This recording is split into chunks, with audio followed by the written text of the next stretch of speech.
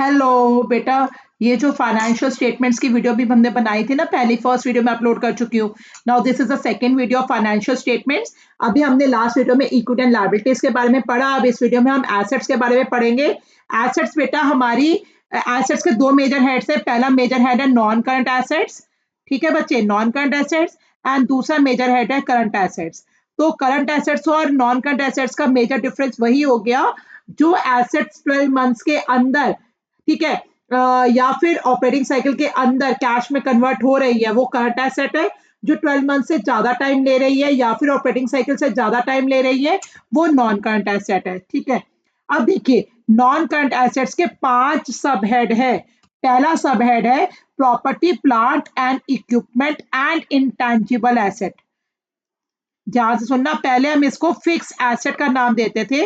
पुरानी वीडियोस देखोगे अगर आप, या फिर आप पुरानी बुक उठाओगे तो उसमें इसको हम फिक्स एसेट्स बोलते थे, लेकिन अब इसका नेम चेंज हो गया है। तो नॉन करंट एसेट्स के अंदर पहला सब हेड है property plant and equipment and intangible asset. दूसरा सब हेड है नॉन करंट इन्वेस्टमेंट। पहले मैं आपको सब हेड के नाम याद करवा रही हूँ। पहला property plant and equipment and intangible asset. दूसरा है नॉन करंट इन्वेस्टमेंट्स। तीसरा है डेफर्ड टैक्स एसेट्स। चौथा है long term loan and advances. पांचवा है अदर नॉन करंट एसेट्स। पांचवा है अदर नॉन करंट एसेट्स, ठीक है बेटा। तो 5 सब हेड हो गए हमारे। पहला सब हेड है property plant and equipment and intangible asset. दूसरा नॉन करंट इन्वेस्टमेंट। तीसरा डेफर्ड टैक्स एसेट्स। चौथा long term loan and advances. उसके बाद अदर नॉन करंट एसेट्स। देखिए बेटा, आप ये जो property plant and equipment and intangible assets है, ये आगे 4 तरीके का होता है। ध्यान से सुनना। पहला है property plant and equipment. Property plant and equipment में लिखी जाती है जितनी भी आपकी टेंजिबल एसेट्स होती है। टेंजिबल आपको पता ही है, जिसको आप देख सकते हो, छू सकते हो, है ना। Like machine, building, furniture, fixtures, motor car, lease hold property, free hold property, live stock. ये लाइव स्टॉक क्या होता है? लाइव स्टॉक होता है लाइक जैसे बेटा काउ, एंड जैसे समझ लो कोई मिल्क मिल्क कंपनी है, लाइक मदर डेयरी है, तो इसके ये लोग इनके पास काउज होंगी, है ना। या फिर पोल्ट्री फॉर्म्स हैं। कंट्री डिलाइट आजकल चल रहा है, कंट्री डिलाइट के पास अपने वो एग्स वगैरह है, तो इनके पास जो लाइव लिविंग लिविंग बींग्स है ना, तो लाइव स्टॉक उसे बोलते हैं हम। तो प्रॉपर्टी प्लांट एंड इक्विपमेंट के अंदर ये सब आ गया। टेंजिबल वाला, टेंजिबल का नाम बदल दिया, प्रॉपर्टी प्लांट एंड इक्विपमेंट। उसके बाद इंटेंजिबल एसेट्स। इंटेंजिबल एसेट्स के अंदर जिसको आप देख नहीं सकते, छू नहीं सकते, लाइक कंप्यूटर, सॉफ्टवेयर, है ना, copyright, copyright patent, copyright patent, trademark, ये सारे नाम बोल रही हूँ। जो बोल रही हूँ आप लिखने की कोशिश करो साथ साथ। Computer, software, copyright, trademark, intellectual property rights, intellectual property rights, है ना, गुडविल, लाइसेंस, फ्रेंचाइजी, ये सब हमें इंटेंजिबल एसेट्स है। उसके बाद आता है capital work in progress. Capital work in progress का मतलब है हमारी कोई एक ऐसी एसेट जो अंडर कंस्ट्रक्शन है। जैसे कोई मेरी बिल्डिंग है, अभी अंडर कंस्ट्रक्शन है। मेरा कोई मशीन है, अंडर कंस्ट्रक्शन है। तो जैसे फिक्स एसेट अंडर कंस्ट्रक्शन, वो आता है कैपिटल वर्क इन प्रोग्रेस में। उसके बाद इंटेंजिबल एसेट अंडर डेवलपमेंट, मतलब मैंने अभी कोई एसेट है जो मेरी बन रही है, अभी बन के तैयार नहीं हुई। लाइक मैं पेटेंट रजिस्टर करवाने हैं तो उसका रिसर्च के ऊपर काम चल रहा है, तो इंटेंजिबल एसेट अंडर डेवलपमेंट में आ जाएगा। क्लियर? अगली है नॉन करंट इन्वेस्टमेंट। इन्वेस्टमेंट्स है मेरी नॉन करंट इन्वेस्टमेंट्स, मतलब मेरी इन्वेस्टमेंट वो इन्वेस्टमेंट है जो 12 महीने के बाद कैश में कन्वर्ट होगी। क्लियर? जैसे मैंने किसी दूसरी कंपनी के शेयर्स खरीदे, किसी दूसरी कंपनी के डिवेंचर्स खरीदे, मैंने म्यूचुअल फंड्स खरीदे, मैंने प्रॉपर्टी खरीदी। क्लियर? तो ये सब मेरी नॉन करंट इन्वेस्टमेंट है, लॉन्ग टर्म के लिए इन्वेस्टमेंट है। वही अगर लिखा होता कि मैंने दूसरी कंपनी के इन्वेस्टमेंट किए डिवेंचर्स में, 12 महीने में वो कैश में कन्वर्ट हो जाएगी, तो वो हमारी करंट इन्वेस्टमेंट हो जाता, अगर स्पेसिफाई होता तो। हमारी जो नॉन करंट इन्वेस्टमेंट है बेटा, वो 2 तरीके की होती है। एक होती है अदर इन्वेस्टमेंट, एक होती है ट्रेड इन्वेस्टमेंट। वही है, समझ। मैं, मेरी कंपनी का नाम रमन लिमिटेड, मैं राजू लिमिटेड से शेयर्स खरीद रही हूँ, राजू लिमिटेड के शेयर्स खरीद रही हूँ। क्यों खरीद रही हूँ? राजू लिमिटेड से मैं रॉ मटेरियल लेती हूँ, तो मैं उस कंपनी को सपोर्ट करने के लिए उस कंपनी में इन्वेस्टमेंट कर रही हूँ।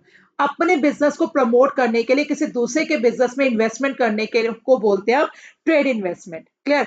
लेकिन राजू लिमिटेड के अलावा एक्स लिमिटेड, वाई लिमिटेड, मेरे पास पैसा पड़ा था, मैंने शेयर्स खरीद लिए, डिबेंचर्स खरीद लिए, गवर्नमेंट की सिक्योरिटीज खरीद लिए, वैसे कोई इन्वेस्टमेंट कर दी तो वो होगी अदर इन्वेस्टमेंट। लेकिन अपने बिजनेस को बढ़ाने के लिए जो इन्वेस्टमेंट किया वो क्या है? मेरी ट्रेड इन्वेस्टमेंट। ठीक है, नॉन करंट इन्वेस्टमेंट समझ में आ गया। डेफर्ड टैक्स एसेट सिलेबस में नहीं है। Long term loan and advances, आपने लॉन्ग टर्म के लिए लोन दे रखा है, एडवांस दे रखा है जो 12 महीने के बाद रिकवर होगा। एग्जाम्पल देखें, जैसे कि advance paid to contractor for building, building बनवा रही हूँ, बिल्डिंग बनवाने के लिए मैंने कॉन्ट्रैक्टर को एडवांस दे रखा है। Advance paid to contractor for building under construction, पैसा दिया हुआ है किसको? कॉन्ट्रैक्टर को, क्योंकि उससे मैंने बिल्डिंग बनवा रही हूँ जो कि अंडर कंस्ट्रक्शन है। कैपिटल एडवांसेस, मैंने कैपिटल एडवांस दे रखा है। कैपिटल एडवांस का मतलब होता है मैंने कुछ भी बनवानी है, एसेट बनवानी है, उसके लिए एडवांस दे दिया, मशीन खरीदनी है उसके लिए एडवांस दे दिया, कैपिटल एडवांसेस। और है security deposit for more than 12 month. Security deposit क्या होता है बेटा? जैसे कि आपने कोई इलेक्ट्रिसिटी कनेक्शन लेना है, वाटर कनेक्शन लेना है, या कुछ भी आपने कुछ ऐसी कोई गवर्नमेंट फैसिलिटी लेनी है, कुछ भी ऐसी चीज लेनी है, उसके लिए आपने सिक्योरिटी जमा करवाई।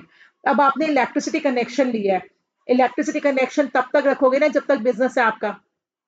तो सिक्योरिटी डिपॉजिट जो आपने करवाई है वो एक तरीके से एडवांस दिया हुआ है, तो security deposit long term loan and advances के अंदर आएगा।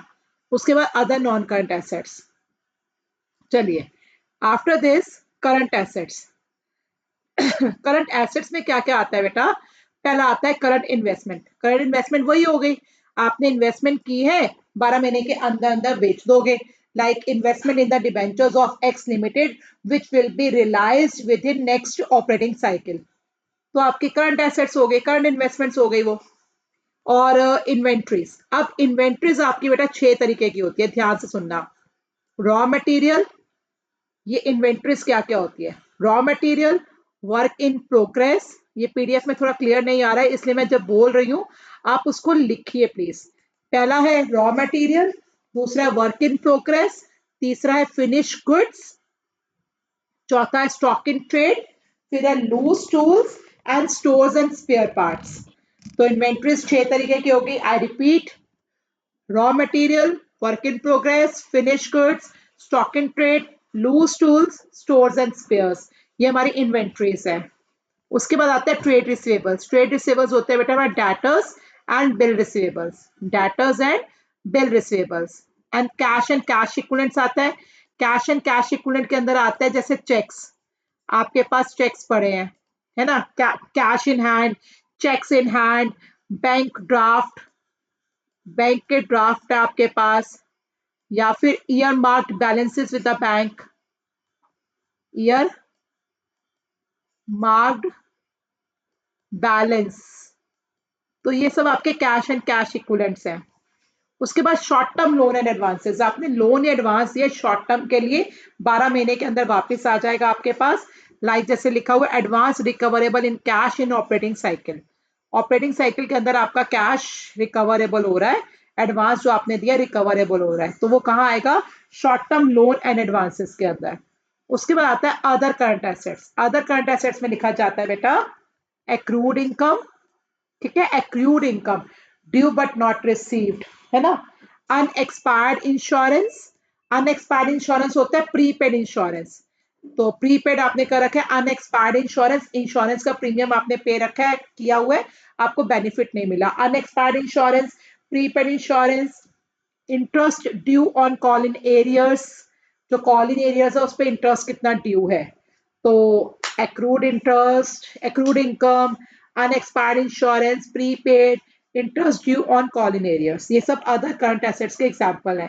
ये जो मैंने रेड पेन से लिखे हैं ये मैंने इंपॉर्टेंट पॉइंट्स लिखे हैं जो सैंपल पेपर में मैंने जो देखे हैं आपके जर्नली बार बार आ रहे हैं, तो ये मैंने आपका एक तरीके से असाइनमेंट तैयार कर दिया।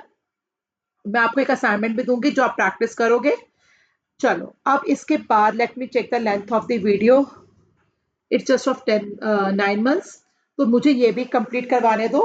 कंपनी का प्रॉफिट एंड लॉस, कंपनी का प्रॉफिट एंड लॉस अकाउंट नहीं होता, कंपनी का statement of profit and loss होता है। ठीक है।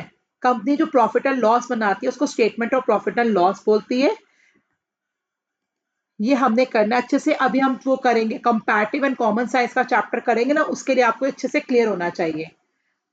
अब देखिए बेटा, हमेशा ज्यादातर जो हमारा वो सब हेड और मेजर हेड का क्वेश्चन आता है वो बैलेंस शीट से ही आता है, लेकिन अगर इस साल प्रॉफिट एंड लॉस से आ गया तो हमें प्रॉफिट एंड लॉस की तैयारी भी करनी पड़ेगी। अब देखें यहाँ पर, सबसे पहले हमारे कंपनी को जहां से भी इनकम होती है, कंपनी उसको दो कैटेगरीज में डिवाइड कर देती है। पहली कैटेगरी होती है बेटा रेवेन्यू फ्रॉम ऑपरेशंस एंड दूसरी कैटेगरी होती है हमारी अदर इनकम। तो कंपनी को जहां से भी इनकम हो रही है, कंपनी ने उसको दो कैटेगरी में डिवाइड कर दिया। पहला बोला उसको रेवेन्यू फ्रॉम ऑपरेशन एंड दूसरा बोला उसको other income. Revenue from operations क्या होता है? जो मेरा मेन बिजनेस है, जो मेरा मेन बिजनेस है उससे मुझे जो इनकम हो रही है वो रेवेन्यू फ्रॉम ऑपरेशन है। लाइक किसी भी मैन्युफैक्चरिंग कंपनी के लिए या ट्रेडिंग कंपनी के लिए मेन बिजनेस क्या होता है? मैन्युफैक्चर करके बेचना। तो उसके लिए रेवेन्यू फ्रॉम ऑपरेशंस क्या हो गया? Sale, sale of scrap. जितना सेल करेंगे उतना स्क्रैप बनेगा, जितना मैन्युफैक्चरिंग करेंगे उतना स्क्रैप बनेगा। Sale, sale of scrap. उसके बाद कमीशन रिसीव्ड, ये उनके लिए हो गया रेवेन्यू फ्रॉम ऑपरेशंस। किन कंपनीज के लिए? मैन्युफैक्चरिंग और ट्रेडिंग कंपनीज के लिए। उसके बाद है फाइनेंशियल कंपनीज। बेटा ये वाला जो टॉपिक है मैं आपको नेक्स्ट वीडियो में करवाती हूँ।